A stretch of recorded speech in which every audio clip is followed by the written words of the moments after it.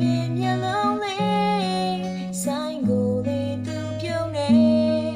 နှုတ်ဆက်ကာရဲ့ခွဲသွားမယ်သူ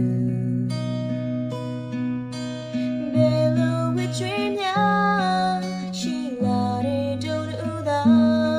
အခုမှတွေ့ကြကာရဲ့ခွဲသွားစိတ်ထဲမှာလေးတကယ်ခံစားရပေါ်ကွယ်အခွဲစဘူးသူတွေမူလာစေအငယ်နာရဲ့အဝေးရောက်သွားရင်မမေ့နဲ့ဒီတစ်ခါနောက်ဆုံးလာနှုံရပေလို့နာ